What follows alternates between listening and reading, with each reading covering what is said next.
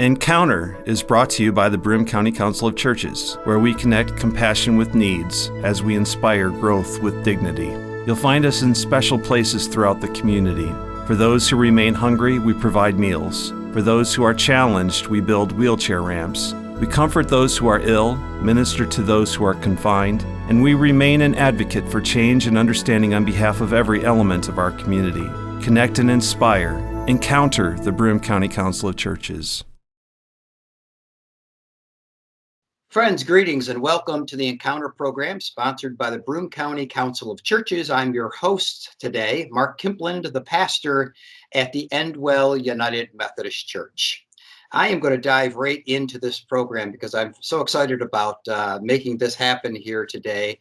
Our guest this morning is the Reverend Jenni Piatt, who is the pastor at the Nimmonsburg United Methodist Church. And I want to welcome you, Jenni, to the show and to the content that we're going to be covering. So welcome. Glad you're here. Thank you. It's good to be here. We got to have a double focus here this morning. And we'll start first, as I said to our viewers and listeners, you are the pastor at the Nimmonsburg United Methodist Church. Yes. In these uncharted times, in these difficult days of COVID-19. I was just thinking on my way to be with you this morning that we're 11 months into this, almost a whole year. It's crazy. Yeah. So how are you and how are the good folks at Nimmonsburg dealing with all of this? Well, this was an interesting year. We were very excited coming into 2020 because this was our 100th anniversary. And we had big plans. We were having dinners and a block party. We had concerts planned, and just one thing at a time, we began to tick them off until everything was canceled. And I kept encouraging, saying, as soon as we can get back, we're going to do all this. And now all of a sudden we're in 2021 and it's our 101st anniversary. So we had to deal with some real disappointment and some major plans that were set aside. So that was hard to deal with. But we are confident that God is doing something amazing in us and for us and through us during this time. So we are looking forward to what the next year brings. We don't have any plans scheduled yet. We're just kind of riding this through. I said we're kind of in a holding pattern until we see what breaks and where we can go from here. Yeah. So how are you working? We are online. Yeah. Okay. Yep. We are in person and online. So we're running about 25 to 30 on a Sunday morning. Of course, everybody comes in and gets their temperature taken and their little health evaluation done. And we keep very good logs of who is here. We sanitize everything after everybody leaves and so forth. So we're very, very careful. But our services are recorded and they are put up on our YouTube site, the Nimmonsburg United Methodist Church YouTube site, and posted on our Facebook page so people can access the services through that. Yes. Awesome. If I may, let me ask this question. I've been asking this of my colleagues, and I know you'll have a profound answer, even though we did. It's not one of the questions that we covered, but I thought I'd throw it out to you and such things. What have personally, what have you learned, or what has your congregation learned during this time, or what are some nuggets of wisdom that have come your way or via your congregation during these last 11 months? I think if I could sum it up in a nutshell, is it's not that important. Things that we thought were super, super important are just not as important as we thought. What's important is connecting with other people. That's we have found that is so important. We have started an at-home communion delivery service on first Sunday of the month for those of our congregation who absolutely cannot get out. Of course, we've gone to the little communion cups, the little sanitized cups, which are so much fun to open. Oh, so much fun to open. Yeah, but things that we thought were really important, monthly meetings, some of them just aren't that important, but connecting with one another is. And that's where our focus has been. Yeah, it certainly has revealed that, hasn't it? I mean, It has. it's been a time to reveal those places, and I don't want to call them a waste of time, but No, certainly not the time that we probably should have been investing. right, right. Yeah. And I believe that we will find alternatives when we come back to doing different things and really asking ourselves before we restart this, whatever this program is, why are we doing this? Who is it benefiting? You know, is it worth our investment of time? Yes. Yeah. Yeah. It'll be so interesting when we are on that other side, those lessons that we've learned and those we didn't learn Right, along right, the way, because it's not going to be just hit the button and we're back to the way we were. It'll be hit that button and where are we going to? Yeah. right, right. Yeah. Well, besides your work at the Nimmonsburg United Methodist Church, you are on to a new venture that I'd love to uncover here Yes. as an author, and you are writing books. And I guess as I was preparing for this, can you give our listeners and hosts where'd this come from? Has this been a lifelong dream? Has it been something that God has just placed on your heart? Give us a little history on this, if you would. Well, it was really interesting because I love to write. I've been a journaler since I was a kid. You know, I had piles of diaries and so forth, and I journal often. I was in a creative writing class back in 2016, and this was at a summer camp that I often go to, and the topic was for that day our first experience with death. And I thought that was a very bizarre topic. But I'm obedient, so that's what we were writing about. And I began to write, and it happened to be my father's birthday. And my father had passed away 3.5 years prior. So that was not necessarily my first experience with death, but that was the most impactful. It really changed my life when my father passed. So I was journaling, and a poem just began to emerge that I titled Happy Birthday Daddy. And that poem just sat with me for quite a long time. And that became the foundation for my first book.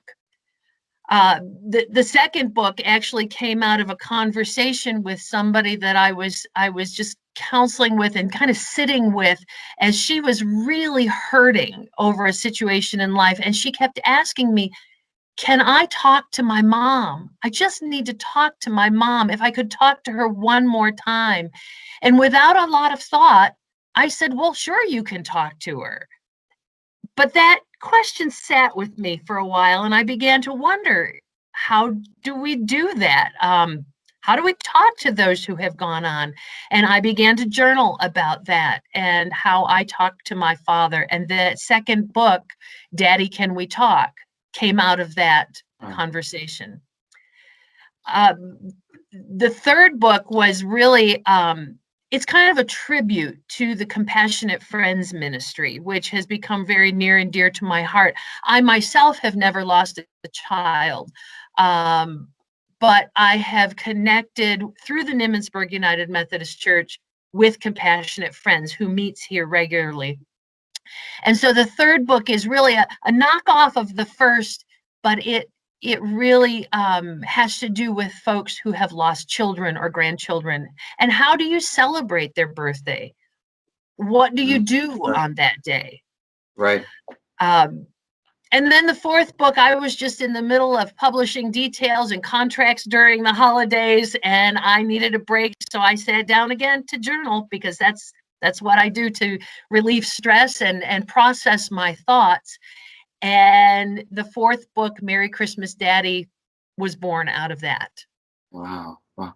So it sounds like each of your 4 books so far have been inspired, but lots of times of discernment as to how you, I mean, it wasn't like, oh boy, I've got it. You hear sometimes about musicians, they're inspired, they have the words to a music and they write it in 2.5 hours. This seems like there was much deeper process. Am I reading that correctly? Yes, there was. It was a time of processing and considering my own emotions, processing my own emotions to come up with that caused me to write, and it came out of as poetry, really. So in a sense, it's been therapeutic for you and to kind of get your head around these issues also? It has. It really has. And I wanted to I guess leave that legacy, that help for my children, so that when my children someday will experience these losses, they have something to work with to process those emotions. Because we're not taught how to deal with that, but we will all go through that someday. Yeah. And isn't that crazy that that we all experience that or will someday if we have not already, but we aren't taught or given the tools Right. to deal with that. Yeah. That's Yeah. wild.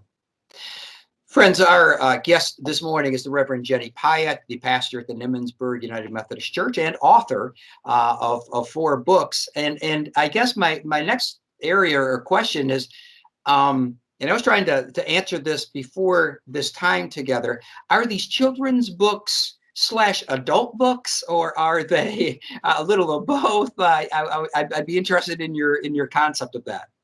Well, they are written as children's books. If you look at them, you're going to think a children's book. Yes. They're brightly illustrated, simple language, which is just the way I talk. It's just very simple. But I really think that these books speak to the child that's in all of us. When we lose our parents, I don't care how old we are still children. And it still hurts as if we were a child.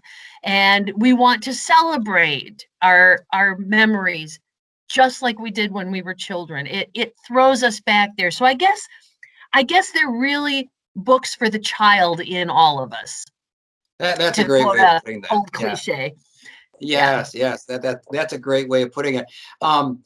As a fellow clergy person, I'd be interested, have the funerals and the heartaches of death and ministry shaped these books at all, or anything within that concept, or not? Well, I think somewhat. I think once I lost my father, I had a new heart. I had a new understanding of people who were grieving, and what that was all about. I'm not sure that we can really understand it until we experience that. And talking with folks who are going through that grieving process, who are hurting, it's just made me realize that this is a worldwide thing. This is the one thing that all humans have in common. We all deal with it. We deal with it differently. Some mourn heavier, maybe longer than others, but we all go through that process. So, in talking with people, I see the need for this to help us process those emotions, those feelings, because unprocessed, as we all know, unprocessed emotions create a lot of difficulties. Yes, yeah. You're sharing, and you're absolutely right. The idea that we all do it differently. I mean, based on our upbringing, our DNA, all that kind of stuff, we Right. all do it differently. But are there mile markers, or are there truths that we all kind of embrace in that experience, even though we experience it differently, that your books kind of flush out? Do you understand what I'm asking? Are there things that are maybe universal, even though that we do it differently? Are there things along the way that you have picked up on that are universal? Well, I thought so. Honestly, Okay. I thought so. I thought that we all had that maybe that sadness, that melancholy that would come back, maybe at their anniversary, or the anniversary of their death, their birthday, a holiday, when something extreme happens in our own lives, the good, bad, or ugly. And we want to share those moments where we want to talk, we want to pick up that phone one more time. I thought that was pretty universal. I've actually had people come back and say, well, I haven't felt those things, I haven't experienced those things the same way you have. And That's fair. Right. We all experience differently. So I'm not sure we all deal with it the same way. Okay, so the universal thing is that it's not universal. I think so. I think that's true. Yes. Yeah, that we all do it differently. That's that makes a lot of sense. And trying to put someone in a box to experience it A, B, C, D, I'm sure would be detrimental. Right. That's right. In many situations and such. Yeah. Are there other books on the way? What are your thoughts? Well, first of all, we have to get through seminary. Have to Okay. get through seminary. I'm in the ends of that, and very excited to finish that up. Yes. But I have some thoughts. I have a website called Bending Road, and Bending Road comes from a poem that I actually wrote back in 2015 called "Lord, There's a Bend in the Road." And that's quite a story, and that blog is on my website. But we all have that journey in life where eventually we're going to hit that bend in a road. Something's going to change. It's going to be a life event or a life-changing event. It could be good or bad.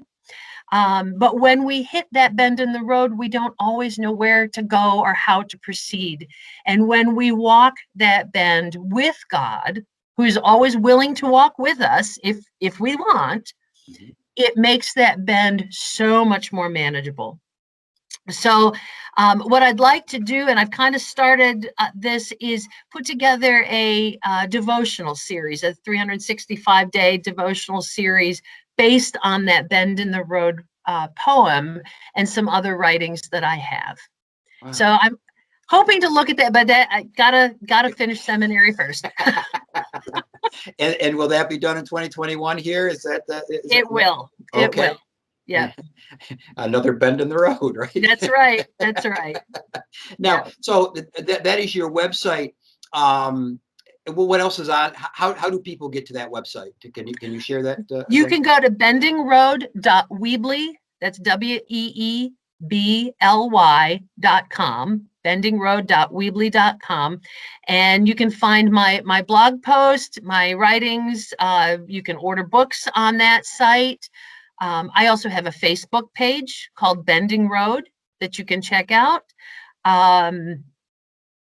The books are also available on a variety of different places. They are available in Kindle form, as well as hard copy, but Barnes and Noble, Amazon, iTunes. There are some really great promotional videos on YouTube that the publisher put together that I'm really pleased with. So you can put my name in YouTube or put Happy Birthday Daddy and my name, and you can come up with those. My books are published under my full name, Jennifer K. Piatt. Okay. So it's Jennifer K. Piatt that you can find my books. And I kind of did that as a tribute to my father as well. Sure. That's the name, excuse me, You're that they gave me. So yes. yeah. Now, how did you go about deciding on the publisher? I wouldn't know where to start. How did you do that? I Googled it. Great. Top Christian publishing is what I looked for, and Christian Faith Publishing came up, and they have been really amazing to work with. They've walked me through the contract, and they have of course there's a cost to that, and so they walked me through the pricing schedule and how that works. They handled the publishing of the book, but also I contracted them to do the illustrations, and the illustrations are fantastic. I actually sent them a couple of pictures of my father and me, and so the illustrations are just amazing. How they captured my father. And they worked with me for the original, the press releases and the YouTube videos. Really did an amazing job with it. Oh, that's So that's Christian Faith Publishing. Christian Faith Publishing. Wow, that's remarkable that they do all of that and Yeah. walk side by side and really dive into it. Yeah. And I had one dedicated person who worked with me, and she, she was always there. Of course, I had so many questions, and she was always right there for me. That's wonderful. Ah. Friends, our guest this morning is the Reverend Jenni Piatt, the pastor at the Nimmonsburg United Methodist Church and author. Understanding that this process, is, as you had described it, goes back a long ways with your journaling and all of that.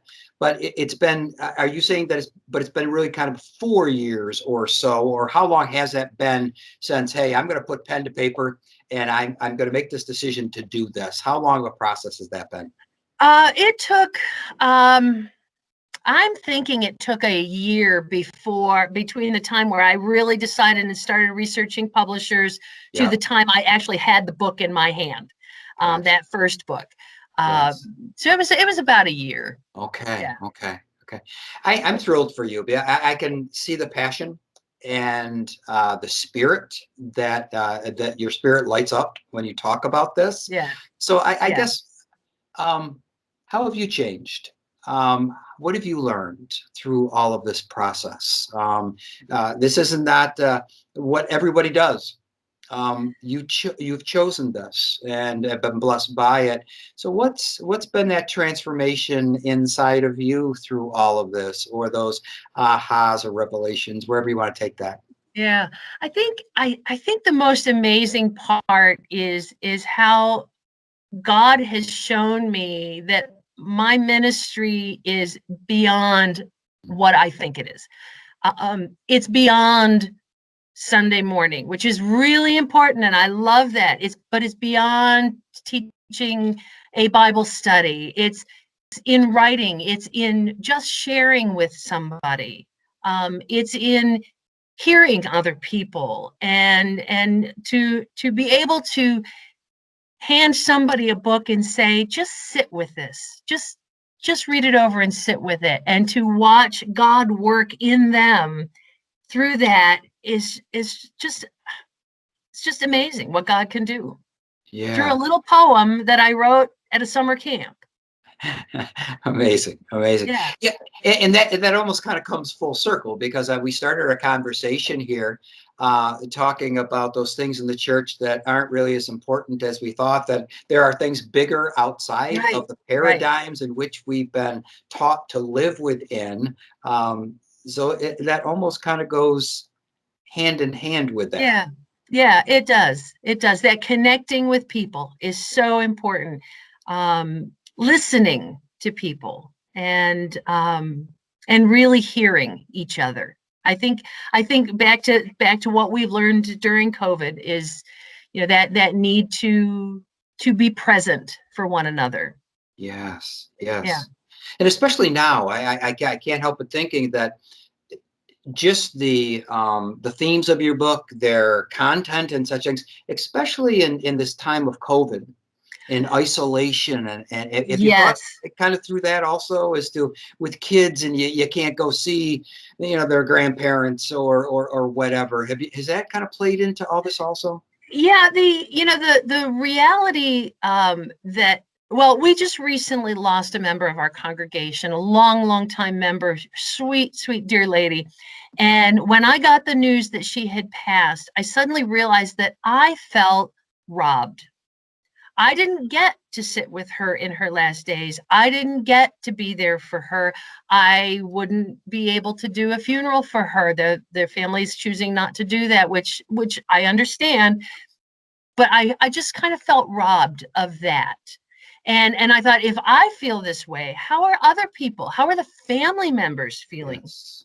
And we have several through this last year who have passed, and we have not done funerals. We have not had an opportunity to honor them in the way that we had thought we would.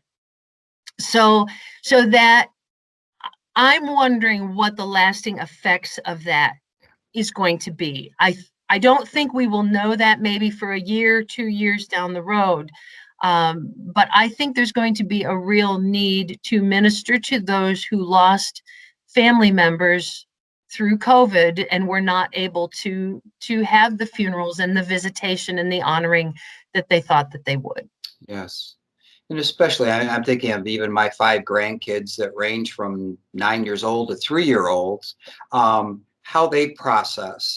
They just lost their great grandmother, and how that's all processed, especially with mom and dad not being able to, have those certain ceremonies that would Right. honor and celebrate. How children during this time would process all of this. Yeah. And as we said in the beginning, we are not taught, especially I think in this country, we tend to stay away from that whole dying thing. Yeah. I think other societies are better at that than we are. But this has made it even worse because it's something that's happening out there. We don't see it. We're not experiencing it. So I'm wondering if, yeah, how are children dealing with that, and at what point is this going to go, oh, something happened, something big Yes. happened, Yes. and how do we process that down the road? Absolutely. Yes, absolutely. Because even as we were talking about earlier, the idea that with this whole almost year now has taught us as pastors and our congregations and us on a personal spiritual level, those things that aren't important, but also has amplified those things that are Yes. important. Yes. Have, have you seen that? Yes. Yeah. Yes. Yeah. Yeah. That again, that connection, that being present, those family times, those last moments of somebody's life, Yeah. and celebrating with people is just so important. Absolutely. Yes. Well, Jenny, this has been a riot. This has been great. I've really appreciated your time, your passion, your spirit for this new place and venture that God is leading you, and it's going to be a very a huge blessing to so many. Do you want to repeat your website just one more time for people to reach out? Yes, thank you. It's bendingroad.weebly.com, bendingroad.weebly.com. And I would love to hear from you. There's a little connection on there, so connect with me and let me know that if you're interested in a book or how I can pray for you. This has been the Reverend Jenni Piatt, the pastor at Nimmonsburg United Methodist Church and author. Thank you, Jenny, for your time. And to all that have joined us here today, have a marvelous day and may God bless you.